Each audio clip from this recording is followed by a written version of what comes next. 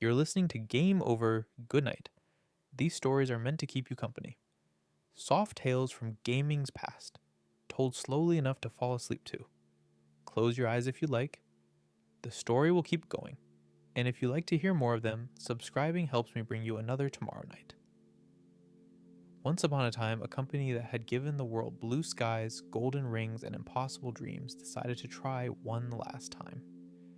It had built a machine not from market research or corporate fear, but from imagination, a console so far ahead of its time that even today, it feels like a glimpse of what could have been.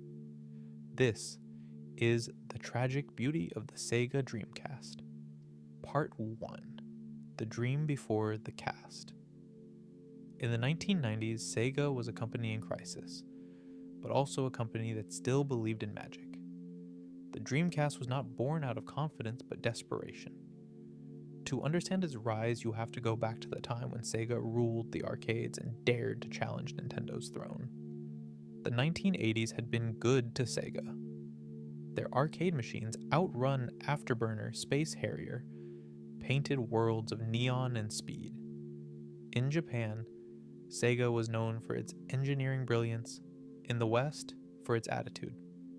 The Genesis, or Mega Drive, had turned Sega into a household name, powered by the swagger of Sonic the Hedgehog and the immortal taunt of Genesis does what Nintendo don't. But by the mid-90s, the shine was fading. The Sega Saturn had launched in confusion and secrecy, announced early in North America and priced higher than its competitors. Developers found it difficult to work with, its architecture convoluted and fragile.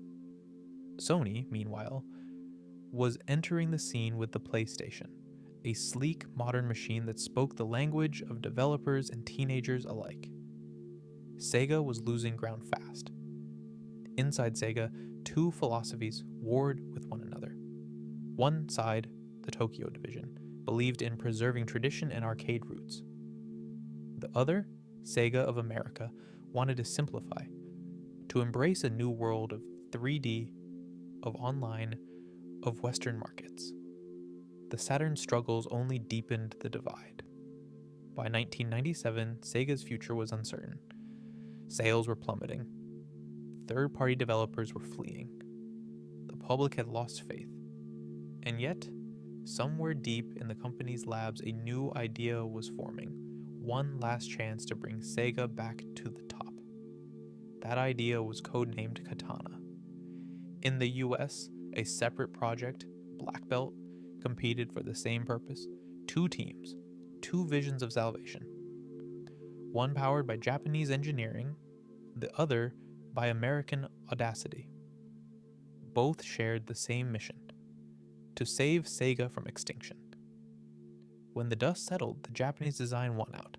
The Katana would become the Dreamcast, a name that seemed almost too poetic for what it would eventually represent. Part 2. The Birth of a Dream. The Dreamcast was born from a simple philosophy: to make gaming fun again. It was lighter, faster, more affordable, and far easier to develop for than the Saturn. Its hardware was clean and modern, a Hitachi SH4 processor, a PowerVR 2 graphics chipset, and most importantly, a built-in modem. That modem changed everything. In 1998, few imagined a future where consoles would be online. The internet was slow, loud, and mysterious, yet Sega, in its relentless curiosity, saw potential. The Dreamcast would not just be a console, it would be a portal. In Japan, the system launched on November 27, 1998. In America, it followed on September 9th, 1999, 9/9/99, a date now etched in gaming folklore. Stores sold out within hours. Sega's marketing was electric. Bright orange swirls, whispering promises of a new millennium. "It's thinking," the ad said, eerie, hypnotic, unforgettable. At first it worked. The Dreamcast launched with a lineup that felt futuristic. Soul Calibur, still considered one of the greatest launch titles of all time. Sonic Adventure, a full 3D reimagining of Sega's mascot, racing through cities and jungles to a soundtrack of chaotic energy. NFL 2K and NBA 2K brought realism to sports games in ways that stunned critics. Even Seaman, that strange talking fish with a human face, felt like something out of science fiction. For a brief, brilliant moment, Sega was back. The Dreamcast became a symbol of possibility, of a world where creativity mattered more than corporate strategy. It was the console of artists, of believers. It whispered to players that the future could still be strange and beautiful. But as Sega celebrated, a shadow was forming, one shaped like a silver rectangle and a single quiet promise from Sony. PlayStation 2. Part 3. The Storm on the Horizon. When Sony announced the PlayStation 2, the industry froze. Its marketing was subtle but devastating. A machine with emotion engine technology, backward compatibility, and, crucially, a built. Suddenly the Dreamcast, for all its innovation, looked fragile. Sega's resources were stretched thin. Their global divisions often argued. Their reputation, still damaged from the Saturn era, made retailers hesitant to commit. Developers, burned before, were cautious, and Sega simply couldn't match Sony's budget or momentum. By 2000, the writing was on the wall. Despite critical acclaim, sales began to slow. Players loved the Dreamcast, but they were waiting for the PlayStation 2. Sega tried everything. They released Jet Set Radio, a dazzling, cel-shaded love letter to youth culture. Shenmue, an ambitious open-world epic years ahead of its time. Phantasy Star Online, the first true console, MMORPG. Each of these titles would become legend in retrospect. But legends don't always sell hardware. Behind the scenes, Sega's finances were collapsing. Decades of arcade glory and hardware experimentation had left the company deep in debt. Each month that passed without a profit made survival less likely. The Dreamcast, though loved, was bleeding Sega dry. There is a moment that every Dreamcast owner remembers, even if they haven't powered the console on in years. It's that first boot. A white screen, a rounded logo taking shape, a soft chime that neither shouts nor grandstands. It feels like a breath, as if the machine itself is exhaling. That's part of the Dreamcast's gentleness. It doesn't demand your attention so much as it invites you to slow down and stay. The controller, odd as it was, told the same story. It was not elegant, not ergonomic in the way later pads would be, but it held a secret. The VMU clicked into place like a tiny companion. You could glance down and see a second screen blinking back. Hit points, little icons, sometimes a taunting emoticon from a rival in a sports game. It was a toy within a toy. The kind of whimsy that belongs to a company that grew up in arcades and never forgot the charm of blinking lights and delightful nonsense. The modem was another small revolution hidden in plain sight. It was a quiet promise tucked into plastic and screws. Someday, you won't need to be alone. It's easy to forget how strange this was for the living rooms in the late 90s. The internet was still the sound of a dial tone, still the patience of a progress bar. Yet the Dreamcast treated it like a neighbor you'd always known. You plugged in a phone line, typed in a few settings, and there it was. Another person, in another house, steering the same car you were, or swinging the same sword. You could race them, chat with them, lose to them, learn from them. For many, it was the first time a console offered that feeling without hacks or hope. If the modem made the Dreamcast sociable, the games made it human. There was Soul Calibur, astonishing not just because it looked so clean, but because it moved like choreography. It was ballet with blades. Something so smooth it felt like silk pulled across the eye. There was NFL 2K, a sports game that seemed to bloom out of the television. Players that looked like athletes instead of dolls. Grass that wasn't just green but textured. A broadcast camera that made you think, for a second, that you were watching Sunday. And there was Sonic Adventure, sincere to a fault, eager to please, tripping over its own enthusiasm like a puppy sprinting across a polished floor. If you look closer, you notice something tender unfurling in the corners. Skies of Arcadia stitched sky whales into the horizon and called it normal. Choo Choo Rocket took frantic puzzle chaos and turned it into laughter. Crazy Taxi handed you a city that wasn't a simulation of traffic patterns, but a playground of momentum, a place where red lights were polite suggestions and time itself seemed to stretch around your best drifts. And then there was Shenmue. It was patient in a way that felt radical, willing to let you open drawers that contained nothing, or stand and listen to the way rain softened a street. It wasn't about efficiency or triumph. It was about afternoons and fathers and small chores, and the shape of grief when you don't have the words. You could feel the expense of it, yes, the ambition, the scale, but you could also feel the tenderness. It was a game that trusted you to care. That's part of why the Dreamcast still lingers. It trusted you. It believed that you might love a console that asked for attention, not just applause. It hoped you would notice the details, the sigh of the boot, the village cat that visits in the morning, the way Jet Set Radio turns a corner into a ribbon of color and sound. It gambled that small wonders would be enough.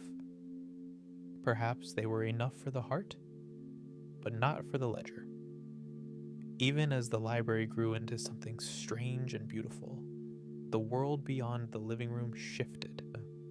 Families bought a single machine that could play movies, because movies were a new kind of... Everyone, politely, waited. And the Dreamcast, fragile in its finances, couldn't afford to wait. Yet inside the machine, the dream kept flowering. The VMU beeps, the modem handshakes, the soft, pearly plastic that caught the light in a very late 90s way. It wasn't just hardware, it was the feeling that a company had made a box and put its whole heart inside. If you trace the Dreamcast's ancestry, you find a blueprint with arcade ink all over it. Sega's Naomi board shared DNA with the console, which is why so many games felt like walking out of a theater and discovering the stage was already in your living room. Marvel vs. Capcom 2 didn't just arrive, it pirouetted. Virtua Tennis didn't merely simulate, it breezed by like a summer match on a white linen afternoon. Those ports weren't approximations, they were homecomings. This closeness to the arcade gave the Dreamcast a certain tempo. Sessions felt snackable, yet profound.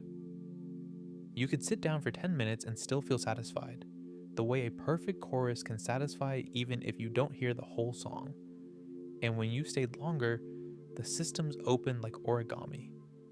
A flick of the stick here, a timing window there, an unlockable outfit that made a familiar character feel suddenly new. But beneath the elegance was anxiety.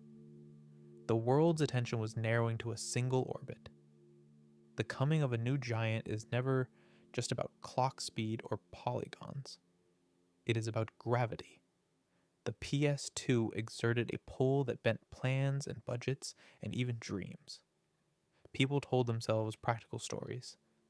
Our DVD player is breaking. We could get a new one and a console in the same box. Our kids loved the first PlayStation. We should stay where their friends will be. Our favorite series have already pledged their next entries elsewhere. These are reasonable choices. The kind that keep family budgets steady and living rooms conflict-free. The Dreamcast was never a reasonable machine. It was charming, yes. Forward-looking, yes. But reasonable? Not really. Reasonable machines don't pack modems by default years before it was standard. Reasonable machines don't ship odd little memory card screens because they're delightful. Reasonable machines don't put rollerblading graffiti in a cartoon Tokyo and set it to a soundtrack that sounds like a radio station from another dimension. The price of that unreasonableness was paid by a company already thin on breath. Internal divisions had left scars, past hardware missteps had shaken confidence. The money was not deep enough for a war of attrition, so the fate of the Dreamcast became a matter of calendar, math, and courage. How long could a beautiful idea hold its ground in a world running the numbers? Even as the official story curved downward, a quieter, parallel story rose. People who loved the machine didn't stop loving it just because a press release changed the weather. They stacked jewel cases like keepsakes. They discovered imports, learning the gentle patience of a language barrier, pressing through menus with intuition and a kind of faith. They bought keyboards and mice to play Quake 3 Arena as if the console had become, for a moment, something else entirely. They exchanged dial-up strings and DNS tricks in small forums, little digital campfires where strangers spoke like friends. There's a myth that failure erases meaning. The Dreamcast disproves this. It shows how meaning can outlive momentum, how devotion can outlast distribution. You still find it in game rooms and on shelves, sometimes scuffed, often yellowed by time, always dignified. People power it on and that soft chime fills the air, and you can almost hear the house breathe differently, as if the past itself has arrived for a visit. The cursor moves. The disc spins. A title screen materializes that you once knew the exact timing of, down to the frame.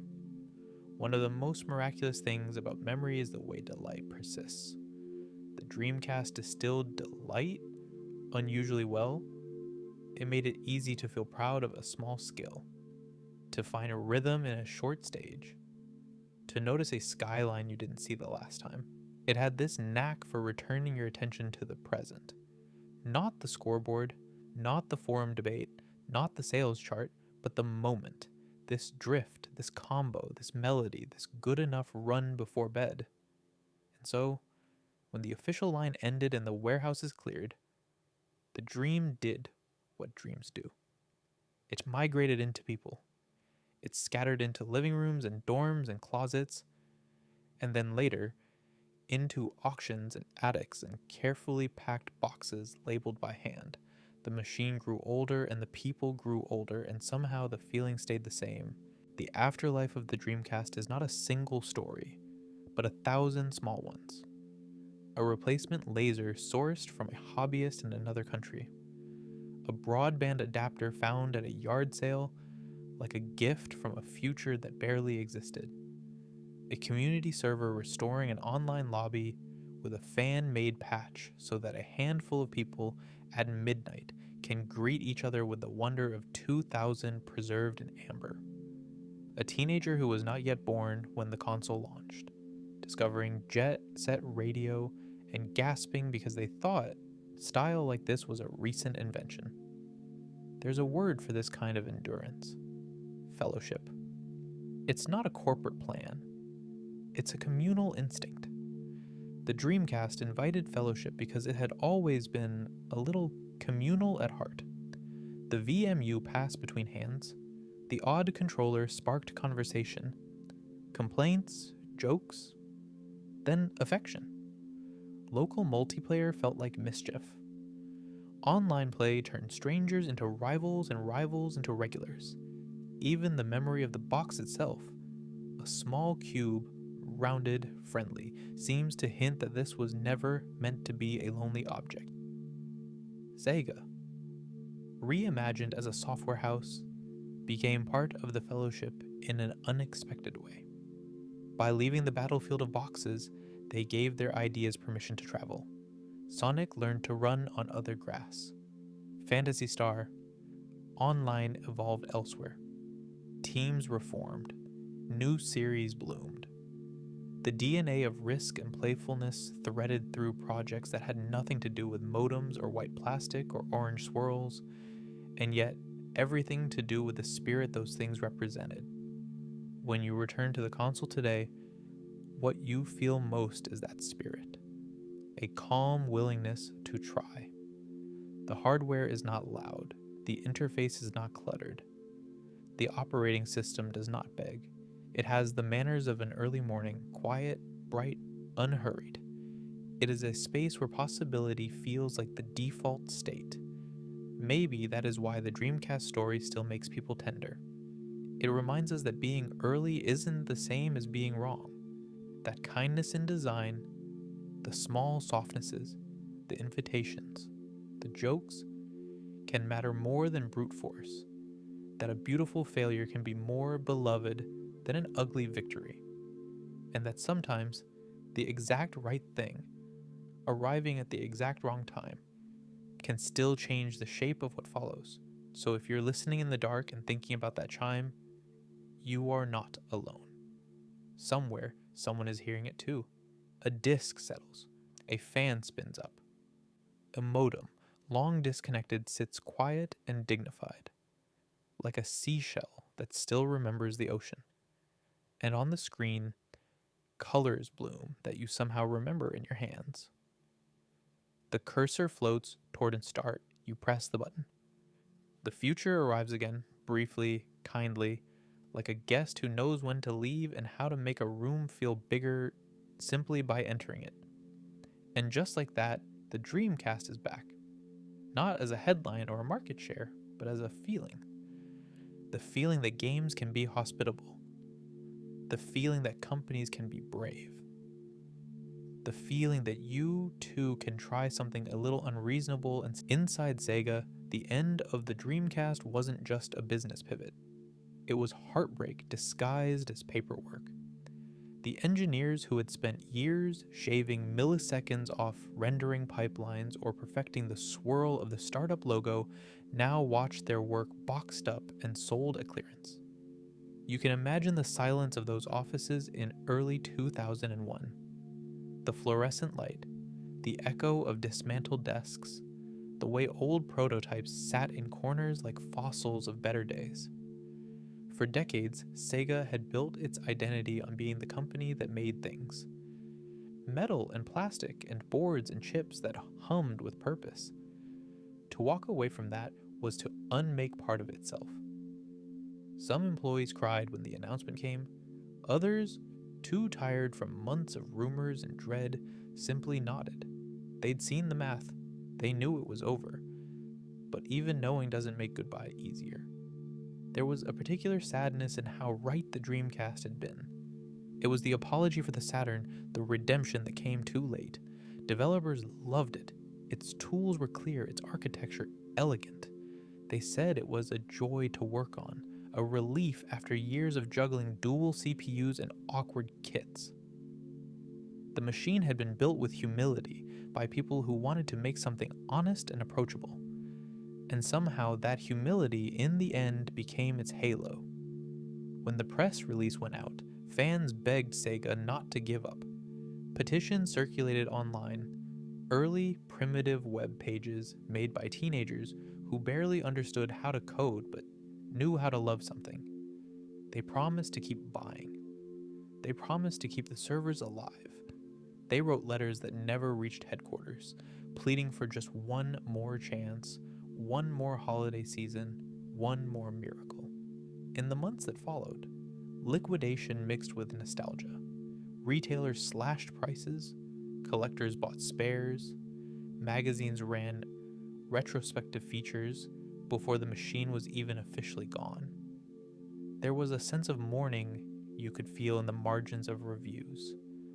A quiet understanding that this wasn't just another platform retiring. It was the end of an age when a console could still feel personal. When Isao Okawa died in March 2001, Sega lost not just a leader, but a believer. He had poured nearly $700 million of his own money into the company. His final act a literal forgiveness of debt. Colleagues later said he hoped the gesture would give Sega a second life, free of the weight of failure. It did, in a way, but the price was heavy. The Dreamcast was gone. The future it hinted at would now belong to others. But death, in the world of games, is rarely final. Every cartridge and disc carries the possibility of resurrection. All it takes is a spark. Someone plugging it in again. By the mid-2000s, that spark had become a quiet fire. The Dreamcast never had the grave most consoles do. It became a shrine, tended by people who understood its worth in a language of affection rather than profit. Message boards filled with guides for repairing GDROM drives, replacing capacitors, or flashing BIOS chips to boot imports. Fans wrote their own drivers to make old broadband adapters speak to modern routers. Whole communities dedicated themselves to bringing Phantasy Star Online back to life. Line by line, server by server, like monks copying scripture. Independent developers noticed. The Dreamcast architecture was forgiving, its homebrew scene vibrant. Small studios began releasing new games long after the last official release. Some were simple, puzzle games, shooters, 2D experiments. Others were ambitious, full RPGs, polished platformers, strange hybrids that blurred the line between retro and modern. The system that once symbolized corporate retreat became a playground for creative persistence. This renaissance carried a peculiar joy. Nobody was trying to dominate a market. Nobody was fighting for relevance. They were simply making and playing because they could. The Dreamcast became a reminder that art can survive outside of success, that a console, stripped of competition, can become a vessel for pure enthusiasm. Even Sega seemed to understand this, quietly approving of the affection. The company moved on, merging, evolving, releasing new series, but it never disowned the Dreamcast. Occasionally, tributes surfaced in modern games. A VMU hanging from a character's belt, a familiar chime hidden in a soundtrack, a costume that evoked the old Swirl logo. Sonic Team developers would still talk about those years with a wistful pride. They'd say, "We didn't know it then, but we were building something people would still talk about decades later."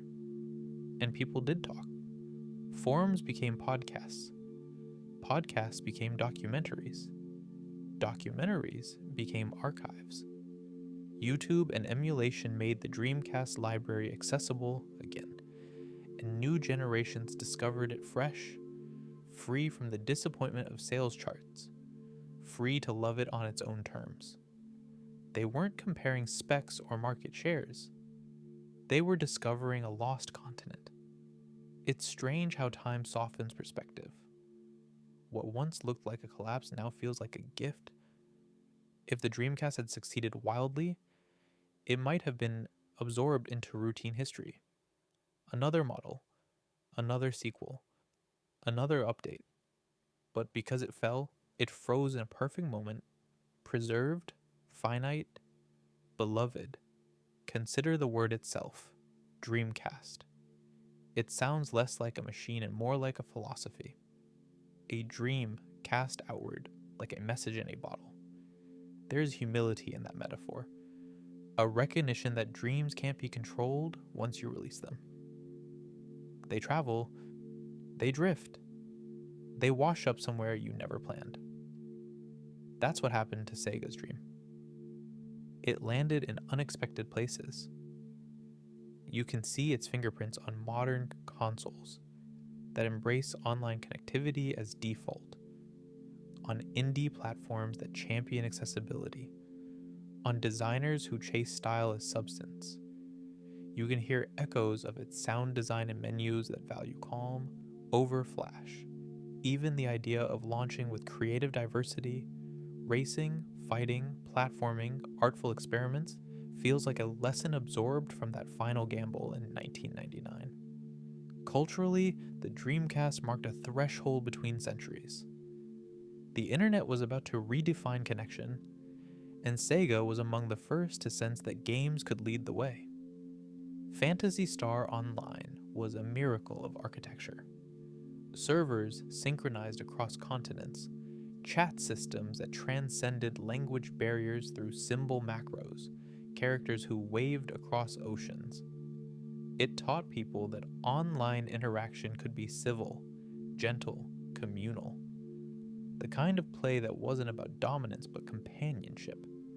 That lesson matters even more now, in an age where digital noise can drown warmth. The Dreamcast reminds us that online doesn't have to mean impersonal. It can mean shared. It can mean neighborly. It can mean, quite literally, dreaming together. Looking back, it's easy to romanticize, but nostalgia alone can't explain the endurance. What truly preserved the Dreamcast was its sincerity. There was no irony in its design, no cynicism in its pitch. Sega simply believed people would want wonder. They believed joy was a viable product. They believed good ideas would be noticed. They were wrong, commercially, but right, spiritually. That difference matters, because it means the Dreamcast isn't remembered as a failure in the moral sense. It's remembered as proof that risk and kindness can coexist. That artistry, and perhaps that's why bedtime stories about consoles like this still resonate, because they remind us that sometimes, even in the noise of progress, it's worth pausing to honor the gentle things that didn't survive and the people who built them anyway. Among all the Dreamcast's creations, none embodied Sega's ambition and vulnerability quite like Shenmue. Even now, it's difficult to explain what Shenmue was to someone who didn't live through its arrival. You could describe it as an open-world adventure, a detective story, a slice of 1980s Yokosuka reconstructed in polygons, but those are clinical phrases.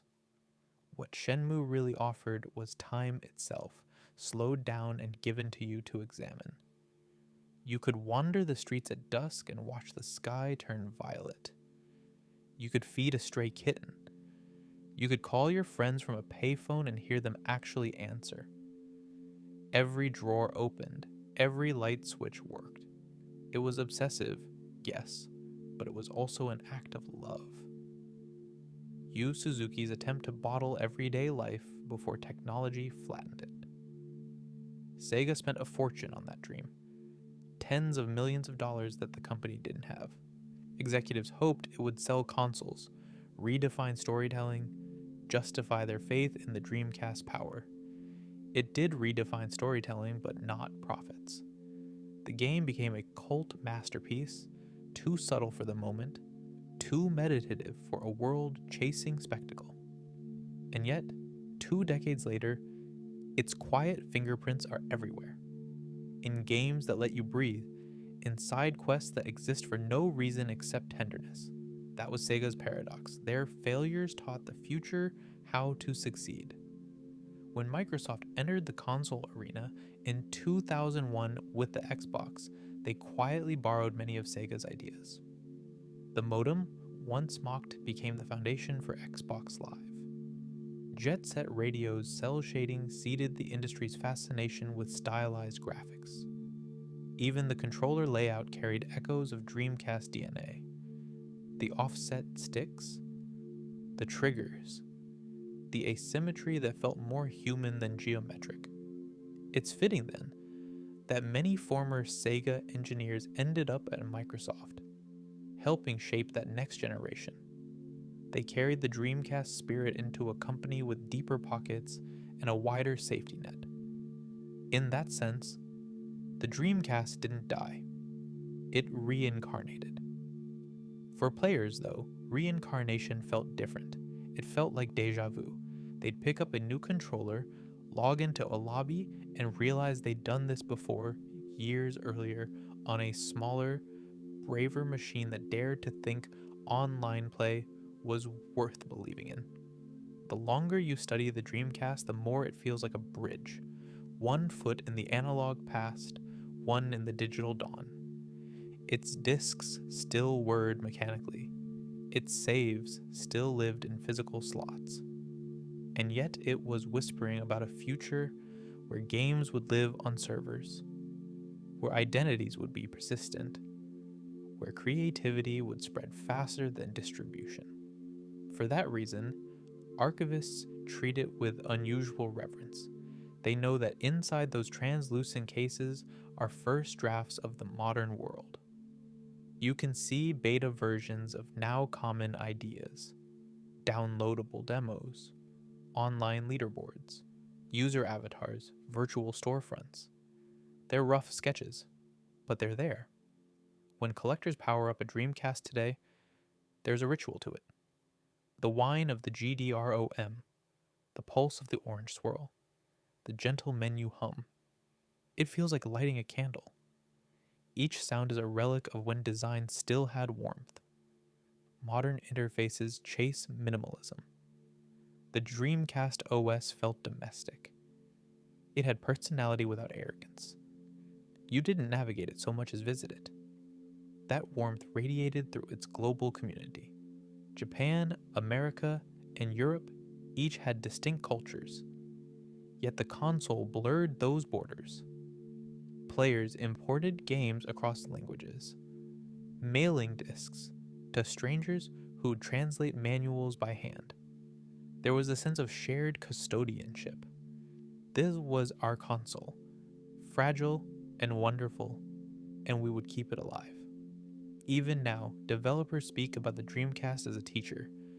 It showed them how constraint could inspire creativity. Its limitations forced elegance. To fit code onto those discs meant trimming excess, writing poetry in assembly. You see that restraint echoed in many indie successes of the 2010s. Small teams crafting clarity instead of spectacle, chasing emotion instead of realism. Many of those creators grew up with the Dreamcast humming in their childhood bedrooms. If you ask them why they still remember, every console has its moment of return, the point decades later when nostalgia ripens into preservation. For the Dreamcast, that return began quietly in the 2010s. YouTube channels produced retrospectives with candlelit tone. Musicians sampled its startup jingle. Indie devs released spiritual successors, rollerblading rhythm games, cel-shaded shooters, life simulators about small towns and slower days. The Dreamcast became shorthand for sincerity. Sega themselves learned to embrace it. Re-releases of Crazy Taxi and Jet Set Radio found new audiences on phones and PCs. Shenmue 1 and 2 were remastered, finally receiving the appreciation they'd missed. Even Sonic Team, for all its reinventions, returned again and again to the exuberance first felt in Sonic Adventure. The company seemed to understand that the Dreamcast years represented something irreplaceable. The last time they created without fear. Fans organized conventions devoted solely to that brief era. Tables of hardware mods, shelves of fan-pressed discs, art prints of the orange swirl. People who had once been teenagers now brought their children, showing them the console that had taught them optimism. The gatherings felt more like reunions than expos. You didn't go to see new products, you went to see old friends, both human and digital. Somewhere along the way, the narrative shifted. The Dreamcast was no longer the console that failed. It became the console that mattered. Its smallness became its grace. Because it ended when it did, it remained unsullied by sequel fatigue, by microtransactions, by endless patches. It was finite, and therefore perfectible in memory. This transformation from lost to legend is rare. It happens only when affection outweighs disappointment.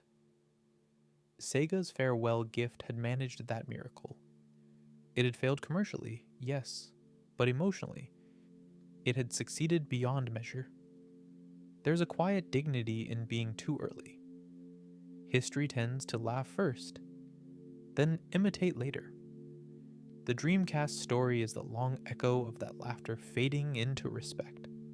Look closely at modern gaming culture, the live streams, the digital marketplaces, the social play, the niche resurgences, and you can trace a filament back to 1999. Sega's gamble proved a thesis that players crave connection as much as content, that personality matters, that the future belongs to those who dare to imagine it kindly. It's tempting to rewrite the story, to wish Sega had waited a year or two, launched with DVDs, survived to see profitability. But then, it wouldn't be the same. The Dreamcast beauty lies in its fragility. It's the cherry blossom of consoles, blooming quickly, fading beautifully, reminding everyone watching that perfection is brief. Tonight, somewhere, someone is hearing that startup chime again. Maybe they've repaired an old unit, maybe they found one at a thrift store. They sit on the floor, controller cord coiled like a question mark, and they press power. The swirl appears. The disc spins. And for a heartbeat, the years fall away. They are back in 1999, and the world is new again. In that moment, the Dreamcast lives, not as nostalgia, but as proof that technology can have a soul. That imagination, once cast, keeps drifting. That every ending leaves behind a frequency, faint but steady for those still listening. So if you ever doubt that failure can be beautiful, remember the little white box that arrived from the future and paid the price. Remember the people who built it, the players who loved it, the dreams that still hum inside it. Remember that sometimes being first means being alone, but never forgotten. And as the screen fades to black and the sound settles into silence, imagine the console exhaling one last time, a gentle, grateful sigh that says, "Thank you for remembering." This is Game Over, Goodnight. Calm stories from gaming's past, told to help you rest. Tonight, we've listened to a dream that refused to fade. May it remind you that every bright idea, no matter how brief, leaves a light behind. Sleep well, dream kindly, and keep believing in what comes next.